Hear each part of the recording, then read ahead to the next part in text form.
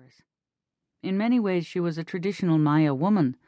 So how at 14 did she get pregnant with me by an artist from Mexico City who visited Navanchuk to paint the village? When I was 8, my uncle and aunt died in one of the earthquakes that hit the highlands, leaving behind their 11-year-old son, Manuel.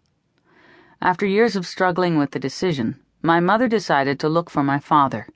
She took Manuel and me down the Pan American Highway to Mexico City, what I thought then was the edge of the universe. We never did find him. Eventually we ended up here, in the city of sleepless, fallen angels. The bus stopped on San Carlos Boulevard a few blocks from where I lived. The drugstore on the corner was closed and deserted. I had hoped Los Halcones would be around so I could ask someone to walk me home. My cousin Manuel had died the previous year, just before my 17th birthday, and since then Los Halcones had looked out for me. I could almost see Mario jiving with my cousin. "Oye, vato, let's go the show." And Manuel, "Chale, Holmes, I want to go cruising and check out some fermerucas." No one was there that night, though. The stop-and-go down the block was still open. I could call Mario, but I would have to wake him up, and I knew he had been getting up early trying to find a job. The last thing he needed was for me to drag him out of bed at 1 in the morning. It was only a few blocks to where I lived. I knew the neighborhood well, and most everyone knew me. So it was that I made the decision that changed my life. Maybe I knew, on a level below conscious thought, that something was different that night.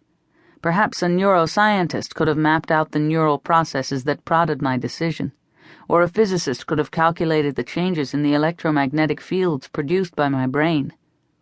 Whatever the reason, I decided to walk home. I headed down a side street. Old buildings lined the road, tenements and weathered houses. Although most of the street lamps were dark, a few made pools of light on the sidewalk. Cracks in the concrete jagged everywhere, overgrown with grass. Debris lay scattered. Chunks of rock, plaster, newspapers, candy wrappings, empty cigarette boxes, fast food trash blowing along the street or caught up against a building. Somewhere curtains thwapped in the breeze. The smell of damp paper tickled my nose. When my mother first brought us to L.A., we lived in one of its more meager outlying areas. Although we didn't have much in terms of material goods, she gave us a stable home and more than enough love. After her death, Manuel and I moved here, where we could better afford the rent. As I walked home, I became aware of an odd sensation, a trickle.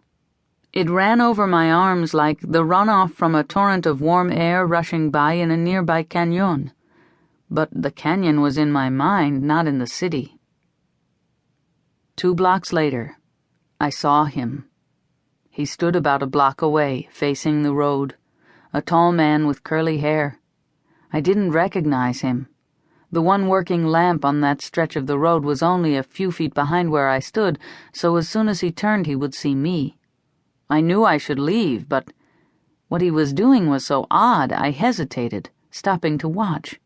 He held a box that hummed and glittered with color, red, gold, blue, green, purple, silver. Holding it in front of his body, he turned in a circle, his attention fixed on it. From the way he dressed, I would have expected him to be robbing stores instead of playing with gadgets.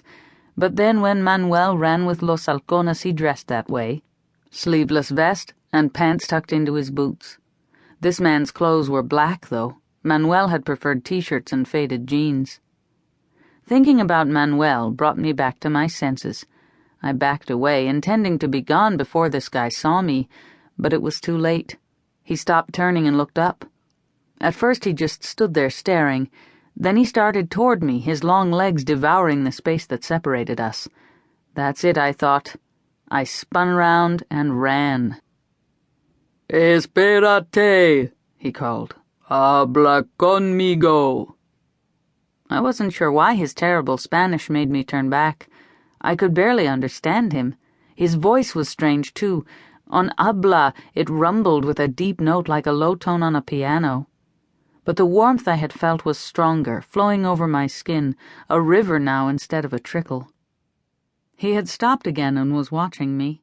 I watched back, ready to run if he came closer.